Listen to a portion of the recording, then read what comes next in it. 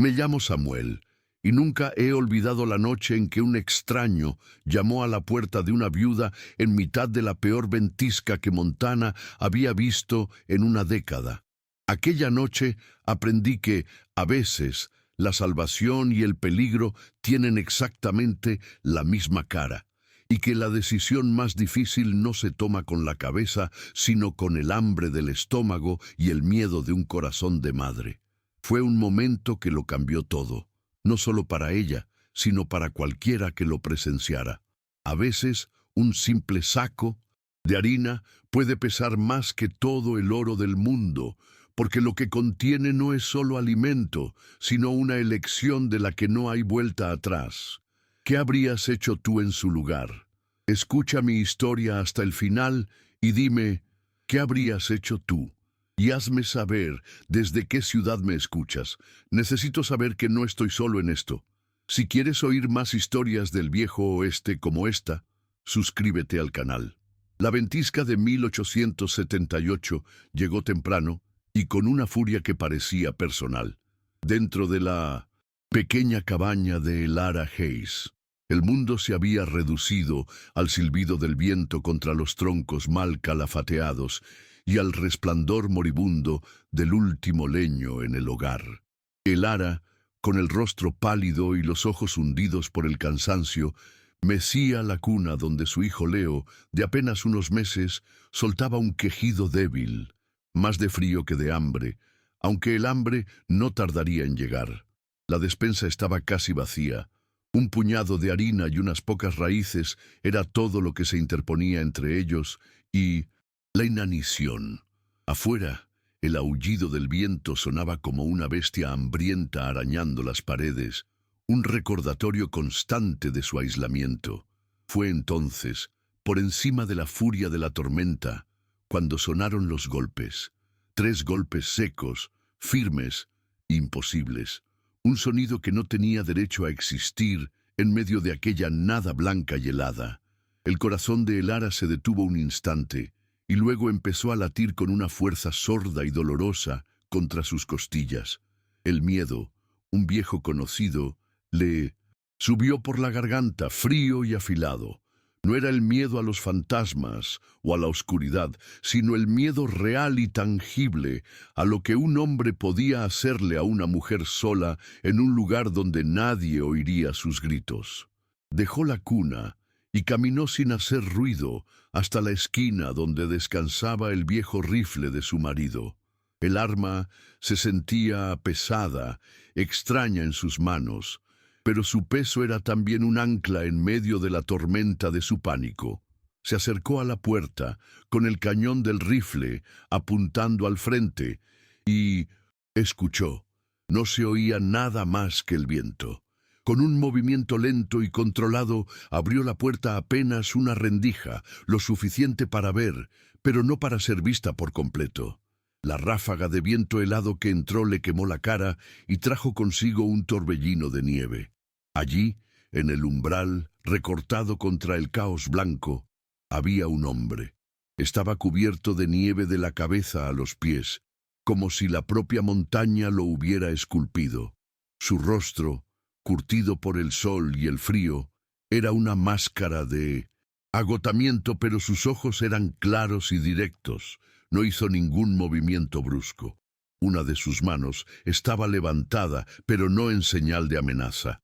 Sostenía un pesado saco de arpillera, oscuro por la humedad de la nieve derretida.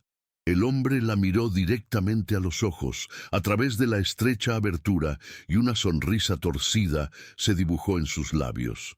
No era una sonrisa burlona ni amable, sino algo intermedio, algo cansado. Su voz, cuando habló, fue grave y tranquila, casi absorbida por el viento, pero cada palabra llegó a Elara con una claridad demoledora.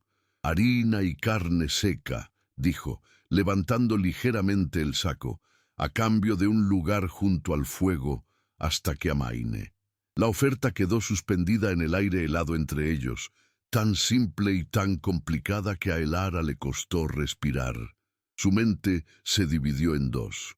Una parte, la parte lógica y desesperada, gritaba que aceptara. El saco era la vida. Era calor para su hijo. Era otra semana de supervivencia.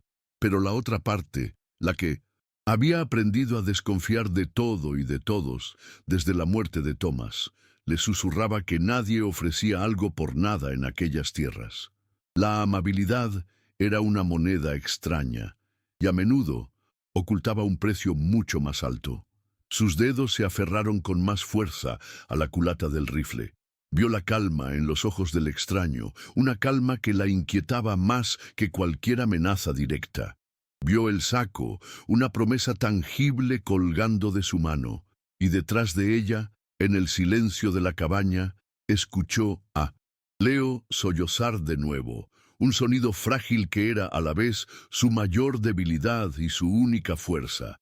La decisión era suya, y el peso del mundo parecía descansar sobre aquella puerta de madera a medio abrir. Para entender a Elara, había que entender la tierra de Missouri de la que provenía. No era una tierra de montañas majestuosas ni de promesas de oro, sino una tierra de barro pegajoso en primavera y polvo asfixiante en verano. Creció con las manos encallecidas, aprendiendo que la vida era una negociación constante con el suelo y el cielo. Su matrimonio con Thomas no nació de un flechazo en un baile de domingo, sino de una conversación tranquila en un porche, mientras ambos miraban el mismo horizonte y veían el mismo futuro. Un futuro modesto, hecho de trabajo duro, respeto mutuo y la promesa de una parcela en Montana que podrían llamar suya. Elara no buscaba un poeta ni un héroe, buscaba un compañero de yugo, alguien con quien tirar del arado de la vida. Y en Thomas encontró exactamente eso, un hombre cuyas manos encajaban en las suyas, no por ternura, sino por la costumbre compartida del esfuerzo. Su viaje hacia el oeste fue la prueba de fuego de esa alianza. Días de polvo, noches de frío y la constante incertidumbre que roía los bordes de su determinación. No hubo grandes discursos ni promesas bajo la luna. Su amor se medía en gestos prácticos, en cómo él se aseguraba de que la lona del carro no tuviera goteras sobre su lado, o en cómo ella le guardaba la ración de café más caliente para las guardias nocturnas. Construyeron su cabaña con sus propias manos, cada tronco un testimonio de su sueño compartido. Elara aprendió a leer el lenguaje de los hombros caídos de Thomas después de un día de tala, y él aprendió a reconocer en el sabor del estofado la preocupación o la esperanza de ella. Era una intimidad forjada en la supervivencia, más profunda y silenciosa que cualquier soneto, una conexión que se daba por sentada, como el aire que respiraban. La muerte de Thomas no fue un trueno, sino un silencio repentino en medio de la sinfonía de su vida. Un día, el sonido de su hacha en el bosque simplemente se detuvo. Cuando los otros madereros lo trajeron, Elara no gritó. Se quedó mirando el cuerpo inmóvil, sintiendo cómo el mundo que habían construido se desmoronaba viga a viga en un silencio ensordecedor. El dolor no fue una ola que la arrastró, sino un frío que se le instaló en los huesos, un frío que ni el fuego del hogar podía calentar. De repente, la cabaña que había sido un refugio se convirtió en un eco de su ausencia. Cada crujido de la madera, cada rincón oscuro, le recordaba que ahora estaba sola. La autosuficiencia dejó de ser una virtud para convertirse en la única ley de su existencia. No había tiempo para el luto, había que cortar leña, remendar la ropa y, sobre todo, sobrevivir para el niño que crecía en su vientre. Lo único que conservó de él, además de su rifle y el hijo que aún no había nacido, fueron sus guantes de trabajo. Estaban sobre la repisa de la chimenea, rígidos y deformados por el sudor y el esfuerzo, con la forma de sus manos aún impresa en el cuero gastado. A veces, en la quietud de la noche, Elara los cogía. No lloraba sobre ellos. Simplemente pasaba los dedos por las costuras, por las palmas endurecidas, y sentía el peso de la vida que él había vivido. Eran un ancla, un recordatorio tangible de que el hombre que había compartido su sueño no era un fantasma, sino una realidad sólida que había dejado su huella en el mundo. Tocar esos guantes era su manera de pedirle fuerzas, de recordarse a sí misma la promesa que se habían hecho. Hacer de esa tierra un hogar, sin importar el coste. Y ahora el coste lo pagaba ella sola. Por eso, cuando Silas Cole apareció en su puerta, Elara no vio a un salvador. Vio a otro hombre, otra pieza impredecible en el tablero de un juego que ya la había derrotado una vez. Su desconfianza no era personal contra él, sino una armadura que se había forjado en 1900. El fuego de la pérdida. Había aprendido de la manera más cruel que depender de alguien era invitar al desastre, que la única mano con la que podía contar era la suya. El rifle en sus manos no era solo para protegerse de un extraño, era para protegerse de la esperanza, esa vieja traidora que te hace bajar la guardia justo antes del golpe final. Cada gesto amable de Silas, cada leño que cortaba sin que ella se lo pidiera, era una grieta en su fortaleza, y eso la aterrorizaba más que cualquier amenaza directa. El pequeño Leo, durmiendo en su cuna, era el corazón palpitante de ese miedo. Él era la última astilla del futuro que había planeado con Thomas, la única razón por la que seguía luchando contra el viento, el frío y la soledad. Cada vez que miraba su rostro diminuto, veía los ojos de su padre y sentía el peso de su promesa. Protegerlo no era un instinto, era un deber sagrado.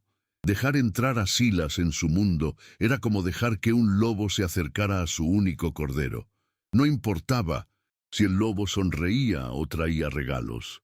La naturaleza de la bestia era impredecible y Elara ya no podía permitirse el lujo de apostar. Su corazón de madre, endurecido por el duelo, se había convertido en una fortaleza inexpugnable, y Silas Cole, con su saco de harina y su mirada tranquila, estaba llamando a sus puertas. La vida de Silas, por otro lado, había sido una sucesión de horizontes cambiantes.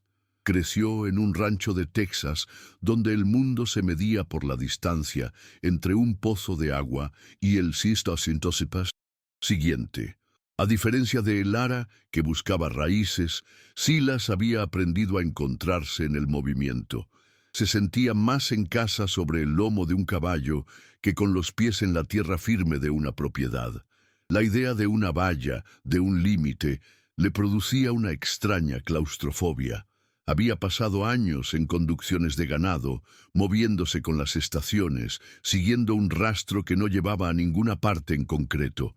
Era un hombre hecho de polvo y distancia, un observador silencioso que había aprendido que la mejor manera de no perder nada era no poseer nada en primer lugar. Era un vaquero competente, de los que no hacen preguntas y siempre cumplen con su trabajo. Su silencio era a menudo confundido con simpleza, pero en realidad era una coraza. Hablaba el lenguaje de los caballos, del clima y del terreno mejor que el de los hombres.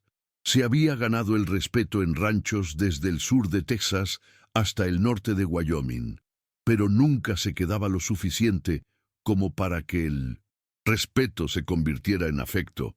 Justo cuando un lugar empezaba a parecerse a un hogar, una inquietud ancestral lo empujaba a seguir adelante.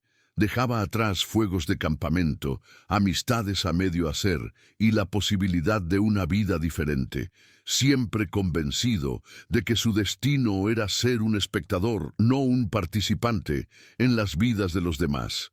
Esa necesidad de huir no nació en el vacío. Tenía su origen en una guerra de rancheros, años atrás. Una disputa por derechos de agua que se había vuelto sangrienta. Silas era joven, rápido con el revólver, pero aún no había aprendido que la vacilación es más letal que una bala. En medio de una emboscada polvorienta, dudó un segundo. Un solo latido del corazón. Vio a su mejor amigo, un muchacho llamado Ben, caer de su montura con una expresión de sorpresa en el rostro.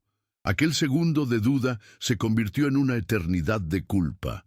Desde ese día, Silas vivió con un código autoimpuesto: nunca más dar la espalda a quien lo necesitara, nunca más dudar cuando la vida de alguien estuviera en juego. Su amabilidad no era una virtud, era una penitencia.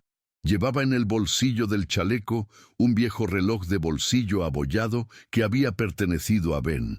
La tapa no cerraba bien, y las manecillas se paraban a menudo, pero Silas lo consultaba por costumbre. Cada vez que lo abría, no veía la hora.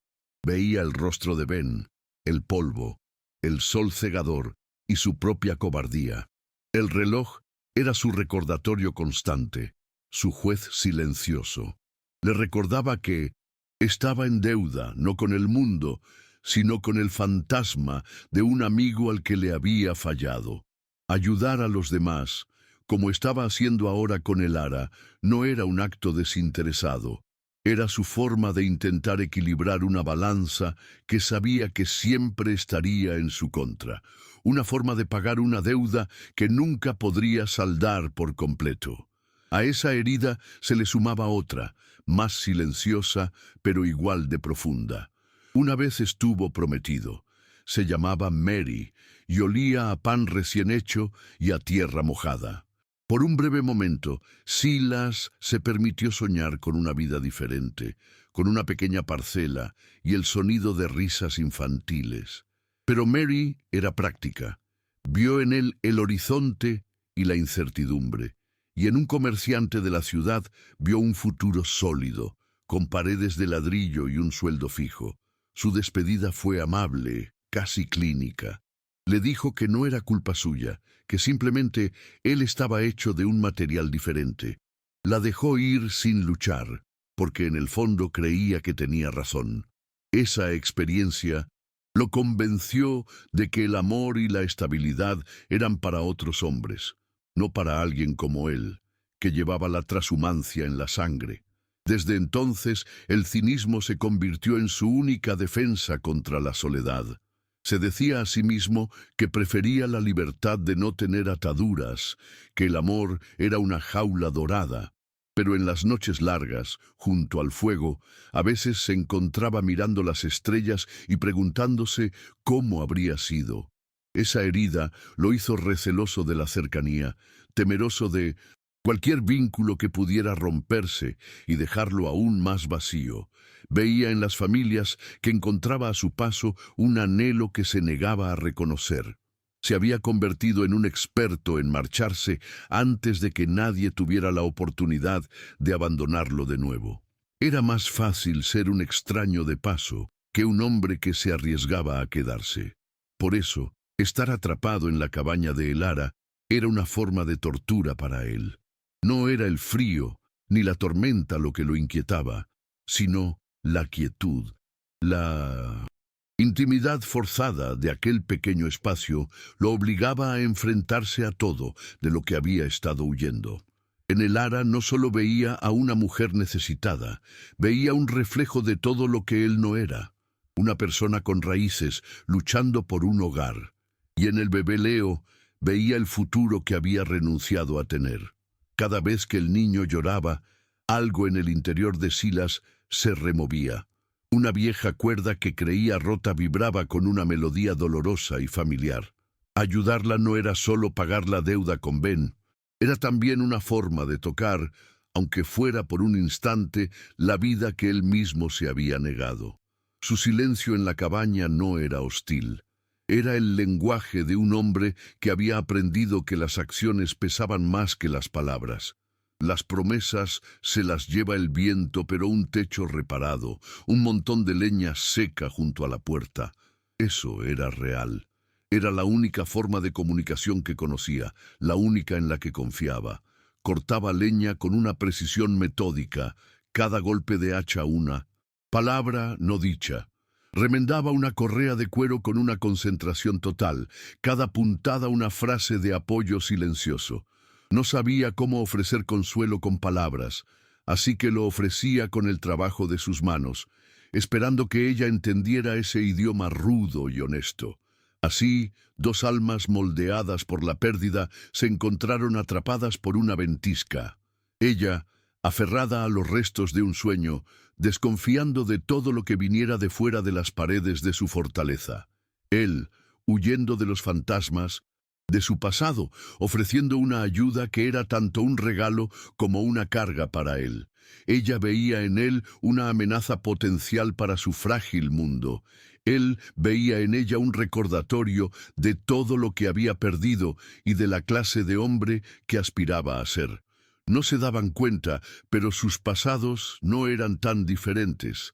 Ambos habían aprendido a sobrevivir en soledad, a construir murallas alrededor de sus corazones, para proteger lo poco que les quedaba. La cabaña se convirtió en un escenario donde dos soledades se estudiaban mutuamente. El aire estaba cargado de historias no contadas, de duelos no resueltos y de miedos inconfesables.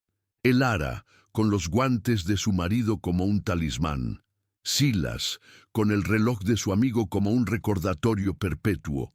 Estaban separados por apenas unos metros de espacio, pero por millas de dolor y desconfianza. Sin embargo, en la quietud forzada por la nieve, algo empezaba a cambiar. El silencio entre ellos, al principio tenso y vigilante, comenzaba a llenarse de un peso diferente.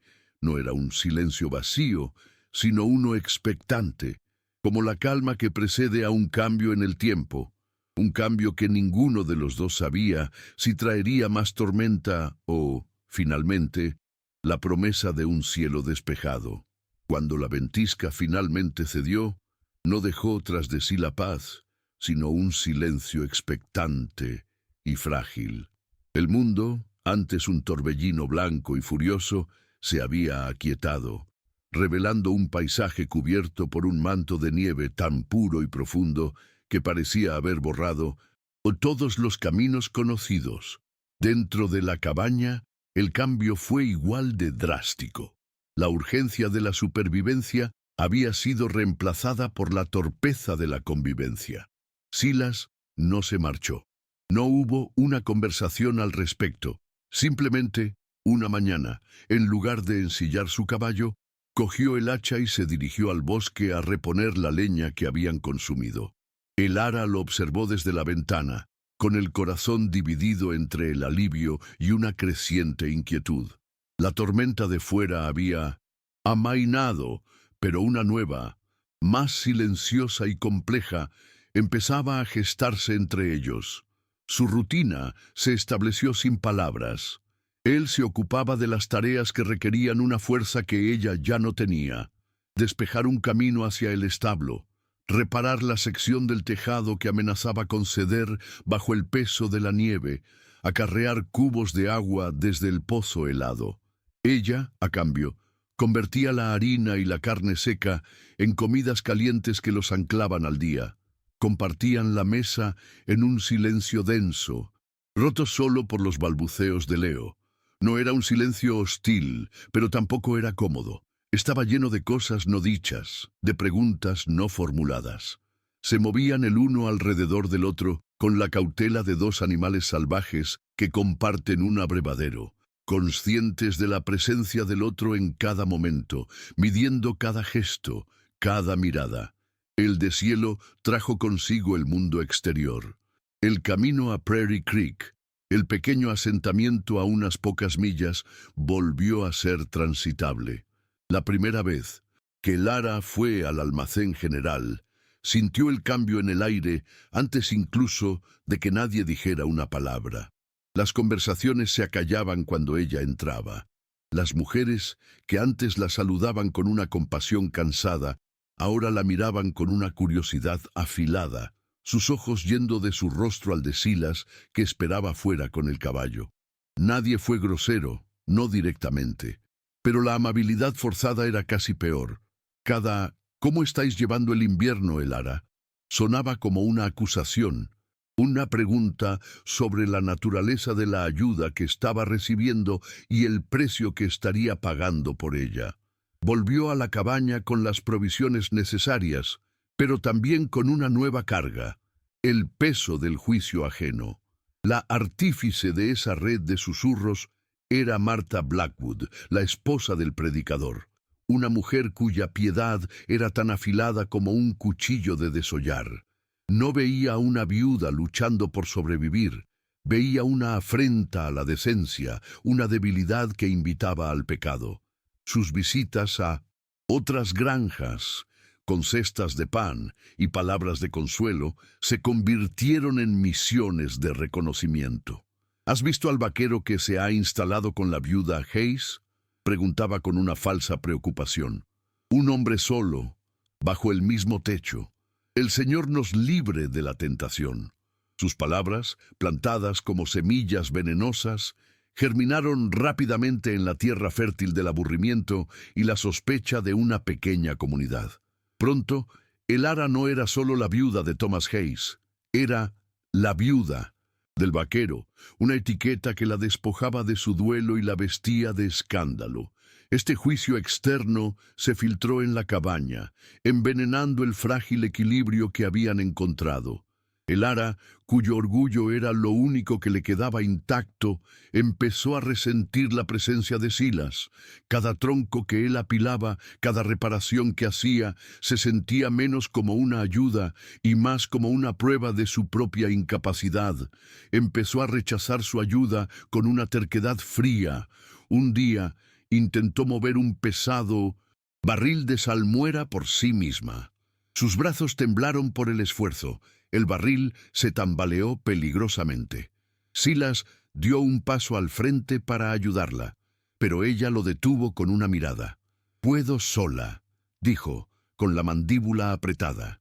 El barril se le escapó de las manos y rodó por el suelo, derramando parte de su preciado contenido. Elara se quedó mirando el desastre, con la humillación quemándole en las mejillas, y el silencio que siguió fue más desolador que cualquier grito. Silas entendió su lucha. Veía en su orgullo un reflejo de su propia necesidad de independencia, pero no sabía cómo romper el muro que ella estaba construyendo. Sus intentos de conversación eran torpes, frases cortas sobre el tiempo o el estado del ganado que morían en el aire. Se retiró a su propio silencio, comunicándose a través del trabajo, pero la quietud de la cabaña, la domesticidad forzada, empezaba a pesarle. Estaba acostumbrado al movimiento, al horizonte abierto. Sentirse atado a ese pequeño pedazo de tierra, a esa mujer y a su hijo, despertaba en él un pánico antiguo, el impulso de huir antes de que las raíces se volvieran demasiado profundas para arrancarlas. La culpa por la muerte de Thomas lo había traído hasta allí, pero era algo más, algo que no se atrevía a nombrar, lo que le impedía marcharse. Una mañana, antes del amanecer, la necesidad de escapar se volvió insoportable. Se vistió en silencio, cogió sus pocas pertenencias y salió al frío cortante. Ensilló su caballo. Sus movimientos eran rápidos y eficientes, los de un hombre que ha hecho esto 1000 veces. Estaba a punto de montar, de disolverse de nuevo en el paisaje, cuando una luz se encendió en la ventana de la cabaña. Vio la silueta de Elara, meciendo a Leo junto al fuego. La imagen era tan simple, tan pacífica, y sin embargo lo golpeó con la fuerza de un puñetazo.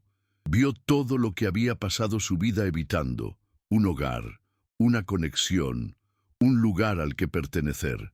Se quedó allí, con la mano en la silla de montar, paralizado por una guerra interna. El fantasma de Ben le susurraba que su deber no había terminado, pero era el futuro, no el pasado, lo que lo mantenía anclado a ese lugar. A medida que los días se alargaban, la tensión entre ellos se transformaba. Ya no era la desconfianza del principio, sino una conciencia dolorosa de una posibilidad que ambos se negaban a reconocer. Había momentos, al final del día, cuando el trabajo estaba hecho y Leo dormía, en que un silencio diferente se instalaba entre ellos, un silencio cargado de potencial, donde una palabra, un gesto, podría cambiarlo todo, pero ninguno de los dos se atrevía a dar ese paso. Una noche, él estaba reparando una de las correas de su silla de montar a la luz del fuego. Ella cosía una de las pequeñas camisas de Leo. Sus miradas se encontraron por encima de sus manos ocupadas y por un instante el mundo exterior, los susurros y los fantasmas desaparecieron. Fue solo un segundo, pero fue suficiente para que ambos sintieran el vértigo de lo que podría ser. Luego ambos bajaron la vista, volviendo a la seguridad de sus tareas. El ara se encontraba a menudo tocando los viejos guantes de trabajo de Thomas, buscando en ellos la claridad y la certeza que había perdido. Pero el cuero gastado ya no le ofrecía consuelo, sino confusión. El recuerdo de su marido, antes una presencia sólida y reconfortante, se estaba volviendo borroso, desdibujado por la presencia constante y silenciosa de Silas. Se sentía culpable por ello, como si estuviera traicionando una memoria sagrada. La gratitud que sentía hacia Silas estaba enredada con el resentimiento, y debajo de todo ello crecía un sentimiento nuevo y aterrador, algo que se parecía peligrosamente a la esperanza. Y la esperanza, como había aprendido de la manera más dura, era el más cruel de los lujos. Silas, por su parte, luchaba con sus propios demonios. La imagen de el ara, tan fuerte y tan vulnerable a la vez, se había metido bajo su piel. Empezó a ver su vida errante no como libertad, sino como una condena.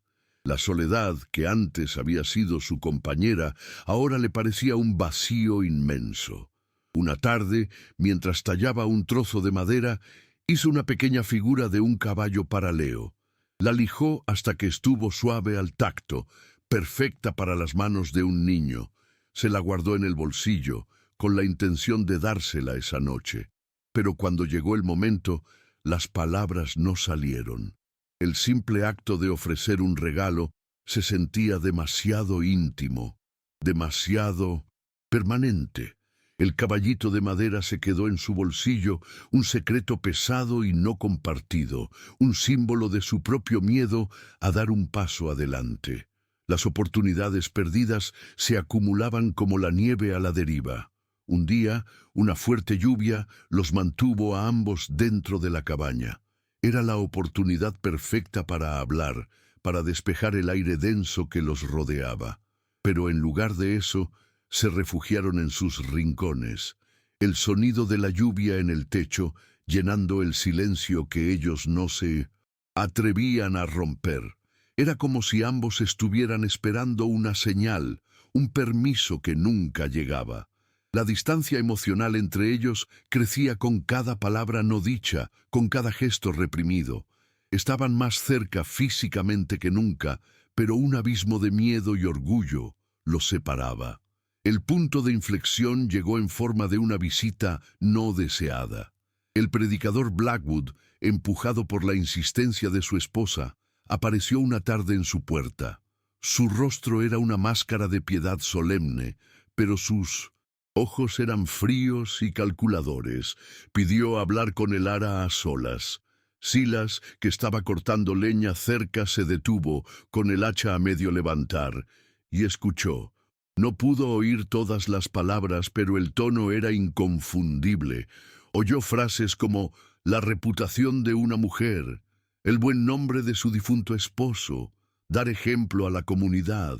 Vio a través de la ventana cómo el ara se mantenía erguida, con la barbilla alta, pero también vio el ligero temblor en sus manos y la palidez de su rostro. Cuando el predicador se fue, el ara se quedó de pie en medio de la habitación, inmóvil, mirando la puerta cerrada como si fuera un enemigo. No lloraba, pero Silas podía sentir la tormenta de humillación y rabia que se desataba en su interior.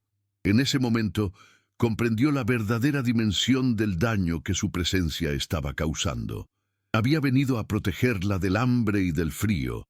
pero la había expuesto a un tipo de crueldad diferente, una que atacaba su honor y su lugar en el mundo.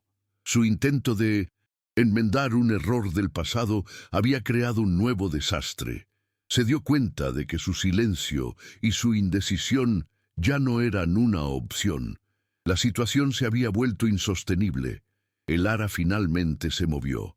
Caminó hacia el hogar y avivó el fuego. Sus movimientos eran mecánicos, vacíos. No lo miró, pero supo que él estaba allí, observando. El aire de la cabaña estaba cargado, a punto de estallar.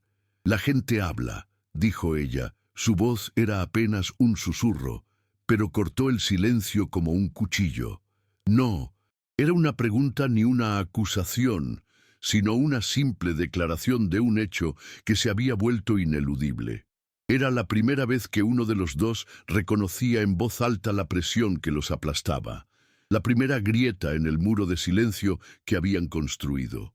Silas sintió el peso de esas dos palabras como si fueran piedras. Se apoyó en el hacha, la madera fría contra su palma. Vio el reflejo de las llamas bailando en la ventana y, en él, el reflejo de sus propias dudas. Huir ya no era una solución. Quedarse en silencio era prolongar la agonía de el ara. Por primera vez en años no pensó en el pasado, en Ben, en la deuda que creía tener. Pensó en el ara, en la injusticia de su situación, en la fuerza que veía en ella cada día. Y supo, con una claridad aterradora, que tenía que tomar una decisión. No al día siguiente, ni cuando la nieve se derritiera por completo, sino ahora. La tensión en la cabaña había alcanzado su punto máximo. Ya no era una cuestión de supervivencia física, sino de algo mucho más fundamental. Se trataba de la dignidad, del honor y de la posibilidad de un futuro. El ara se giró lentamente desde el fuego y lo miró directamente a los ojos. Su mirada no era de ira, sino de agotamiento. Era una súplica silenciosa, una pregunta que no necesitaba ser formulada. ¿Y ahora qué? La pregunta quedó suspendida entre ellos, tan real y tan pesada como el rifle que descansaba sobre la repisa de la chimenea. Él sabía que su respuesta lo definiría para siempre. Podía darle la espalda a todo, volver a ser el hombre que cabalgaba solo hacia el horizonte, dejando atrás los problemas de los demás. O podía enfrentarse a los fantasmas de su pasado y a los juicios del presente, y luchar por algo que apenas se atrevía a admitir que quería. Miró a el ara, a su rostro cansado pero indomable, y luego al pequeño bulto en la cuna. Su elección ya no se trataba solo de él, se trataba de ellos. El peso de esa decisión era inmenso, y supo que, eligiera lo que eligiera, nada volvería a ser como antes. El sol comenzaba a ponerse, tiñendo la nieve de un color anaranjado y melancólico. La larga luz del atardecer se colaba por la ventana, dibujando largas sombras en el suelo de la cabaña. Las sombras parecían caminos, bifurcándose, cada uno llevando a un destino diferente. Silas sintió el viejo reloj de bolsillo en su chaleco, su peso familiar. Durante años, ese reloj le había recordado su fracaso, pero ahora, al mirar a el ara, se dio cuenta de que el tiempo no solo servía para recordar el pasado, también podía ser el comienzo de algo nuevo. Tenía que hablar, tenía que contarle la verdad, toda la verdad. Era el único camino que le quedaba, aunque supiera que podría destruirlo todo. El momento en que todo cambió no llegó con un grito, sino con el suave roce del cuero gastado. Silas había salido a revisar las trampas que había puesto para conejos, dejando la cabaña sumida en una quietud casi doméstica. El ara, aprovechando la soledad, decidió arreglar una de las correas de la alforja de él que había visto deshilachada. Era un acto pequeño, casi inconsciente, una forma de devolver en silencio parte de la ayuda que él le había dado. Metió la mano en uno de los bolsillos laterales para sacar un trozo de cuerda de repuesto que sabía que él guardaba allí, y sus dedos se toparon con algo duro y familiar. un objeto pequeño, de madera, con una forma que su propio corazón reconoció antes que su mente. Lo sacó lentamente, y la luz de la mañana que entraba por la ventana iluminó el mango de una pequeña navaja. No era una navaja cualquiera. El mango de madera de pino había sido tallado por ella misma, durante las largas noches de su primer invierno en Montana, mientras Thomas le leía en voz alta junto al fuego. Recordaba cada muesca, cada imperfección. Recordaba la pequeña inicial T que había grabado torpemente en la base, un secreto entre ellos. Era la navaja que le había regalado a su marido en su último cumpleaños. El mundo de Elara se detuvo. El aire se volvió espeso, difícil de respirar.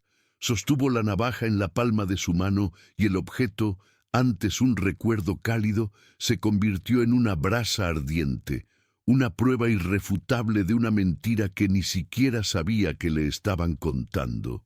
El frío que sintió en ese momento no tenía nada que ver con el invierno. Era un frío que le nacía desde dentro, desde el epicentro de su confianza rota.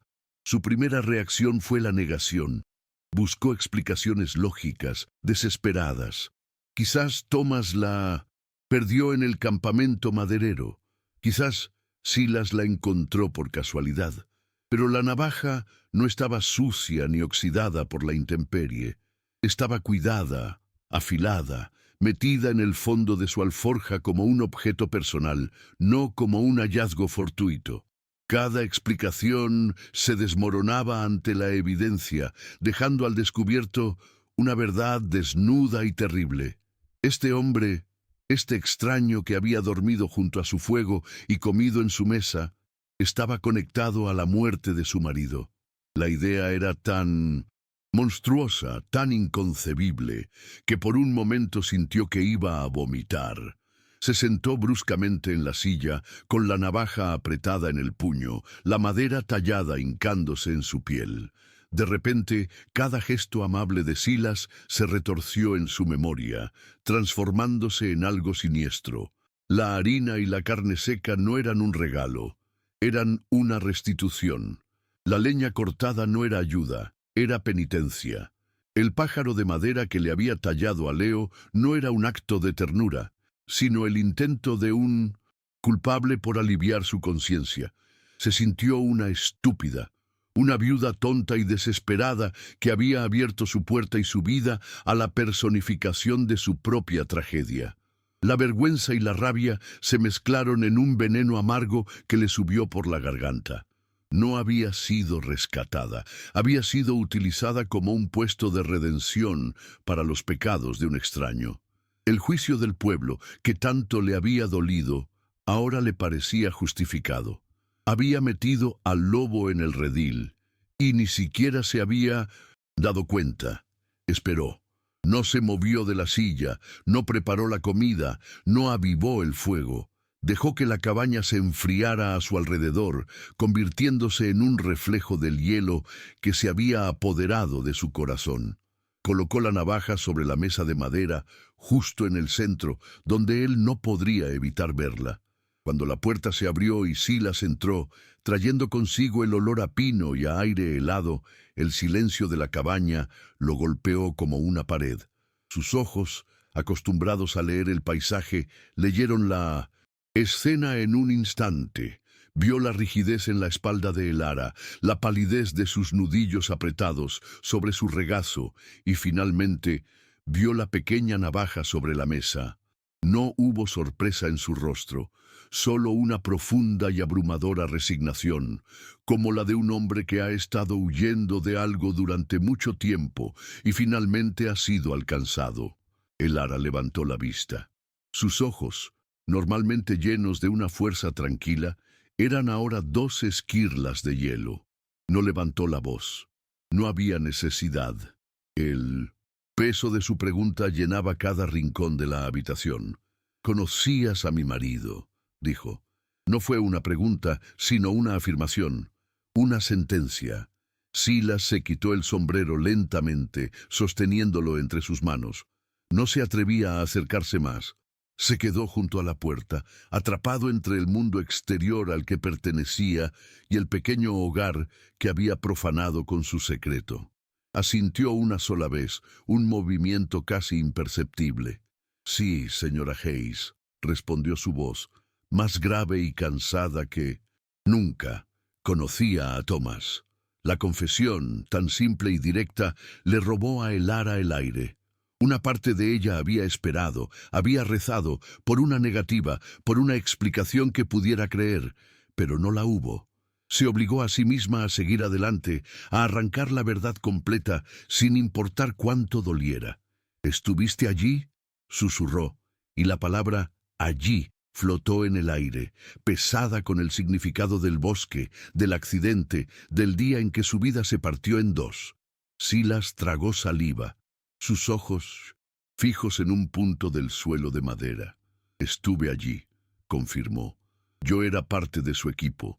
Estaba a menos de 20 yardas cuando el árbol cayó». Cada palabra era una palada de tierra sobre el recuerdo que ella tenía de su marido, ensuciándolo, reescribiendo la historia de su muerte. Entonces, él levantó la vista, y por primera vez, Elara vio más allá de la culpa. Vio un dolor que reflejaba el suyo propio, un tormento que había estado cargando en silencio durante meses. «Fue rápido», continuó. Silas, su voz rota por una emoción que ya no podía contener. «Pero yo lo vi venir. Grité, pero no fui lo suficientemente rápido. Dudé un segundo, solo un segundo, pensando si podría desviar la caída con una soga, y en ese segundo ya era tarde». Se llevó una mano a la cara, frotándose los ojos con agotamiento. «Ese segundo me ha perseguido cada día desde entonces. La navaja. La recogí del suelo después. Pensé que su esposa debería tenerla, pero no sabía cómo. Enfrentarme a usted». La historia se derramó de él, no como una excusa, sino como una confesión largamente contenida. Le contó que había dejado el campamento maderero ese mismo día, incapaz de soportar la vista del lugar. Le contó que había vagado durante meses, tratando de huir del recuerdo, hasta que la culpa se volvió más pesada que cualquier distancia. Le contó que la ventisca no fue una coincidencia. La había estado buscando, siguiendo los rumores de una viuda con un bebé recién nacido que vivía sola en las colinas. Había venido a pagar una deuda que sentía que le debía a Thomas, una deuda de honor que no sabía cómo saldar más que asegurándose de que su familia sobreviviera al invierno. Elara escuchó en silencio, la rabia en su pecho, dando paso a una desolación inmensa y confusa. La traición era real, la mentira había existido, pero la historia que acababa de oír no era la de un villano, sino la de otro hombre destrozado por la misma tragedia que la había destrozado a ella. El muro de odio que había construido en la última hora empezó a resquebrajarse, revelando el dolor compartido que había debajo. Ya no veía a un culpable, sino a un penitente. Y eso, de alguna manera, era aún más difícil de soportar. La ira era un fuego que calentaba, que daba fuerzas, pero la compasión era un peso que la dejaba vacía y sin defensas. Cuando él terminó de hablar, el silencio que cayó sobre la cabaña era diferente. Ya no era un silencio de tensión, sino de agotamiento. La verdad estaba sobre la mesa, junto a la pequeña navaja, fea y desnuda. Silas la miró, sus ojos suplicando un veredicto que sabía que no merecía. «Entenderé si quiere que me vaya», dijo finalmente, su voz apenas un murmullo. «De hecho, lo esperaba. Solo quería que supiera que no vine aquí para hacerle más daño». Sus palabras eran sinceras. Elara lo sabía, pero la sinceridad no podía borrar la mentira. No podía devolverle la confianza que él había destrozado. Ella se levantó, sus movimientos lentos y deliberados, como los de una anciana. Cogió la navaja de la mesa y caminó hasta la repisa de la chimenea. La colocó al lado de los guantes de trabajo de Thomas. dos reliquias de un mismo hombre, traídas a ella por dos caminos muy diferentes. Se quedó de espaldas a Silas mirando las llamas. El fuego crepitaba, indiferente a los dramas humanos. Por un instante pensó en el futuro. Pensó en la primavera, en la tierra que había que arar, en el niño que había que criar. ¿Podría hacerlo sola? Sí, lo había hecho antes, pero la pregunta ya no era si podía, sino si quería. Se giró para mirarlo. Su rostro era una máscara impasible, pero sus ojos contenían una tormenta de emociones contradictorias. La herida era demasiado profunda, la traición demasiado reciente. Necesitaba espacio, necesitaba tiempo para que la verdad se asentara, para decidir si era un veneno o un antídoto. La gente del pueblo tiene razón, dijo, su voz firme, aunque le costó cada gramo de su fuerza. No es correcto que estés aquí. Las palabras eran una sentencia, y ambos lo sabían. Estaba trazando una línea, no por decencia o por miedo al que dirán, sino por la necesidad de proteger lo poco que le quedaba de su propio corazón. Silas no discutió, no suplicó. Simplemente asintió, aceptando su juicio con la misma dignidad silenciosa con la que había aceptado su propia culpa. Vio en sus ojos que no era una decisión tomada por despecho, sino por una necesidad de supervivencia emocional. «Me iré por la mañana», dijo, y su voz sonó como la de un hombre que acaba de perder la última cosa que le importaba en el mundo. Se dio la vuelta y salió de la cabaña, cerrando la puerta suavemente tras de sí. No fue un portazo de ira, sino el cierre silencioso de un capítulo que había terminado de la única manera posible. El ara se quedó sola en medio de la habitación, el eco de sus propias palabras resonando en el silencio. Había tomado una decisión firme, necesaria. Había elegido su honor, su paz, el recuerdo intacto de su marido por encima de la ayuda de un hombre, cuya presencia era un recordatorio constante de todo lo que había perdido. Se acercó a la cuna y acarició la mejilla de Leo, que dormía plácidamente, ajeno a la tormenta que acababa de desatarse y amainar. Sintió un alivio frío y solitario. Había recuperado el control de su vida. Pero mientras el sol se ponía y las sombras se alargaban dentro de la cabaña, no pudo evitar preguntarse si al echarlo a él no se había condenado a sí misma a una soledad aún más profunda. La decisión estaba tomada. El alba traería su partida y con ella el regreso a la normalidad, a la lucha solitaria que conocía tan bien. El ara se sentó junto al fuego, sintiendo el peso de su propia sentencia. Había hecho lo correcto, lo único que podía hacer, pero mientras escuchaba el viento empezar a levantarse de nuevo afuera, un presagio de otra noche fría, una duda persistente se instaló en su corazón. A veces, la decisión correcta y la decisión que te deja, mas solo son exactamente la misma, y esa era una verdad del oeste tan dura y afilada como cualquier ventisca. La mañana siguiente llegó con un frío que calaba los huesos, bajo un cielo del color del plomo. Silas no esperó a que el sol se asomara por completo. Se movió en la penumbra con la eficiencia silenciosa de un hombre acostumbrado a las despedidas, recogiendo sus escasas pertenencias y ensillando su caballo sin un ruido superfluo. Cada movimiento era una aceptación de su sentencia.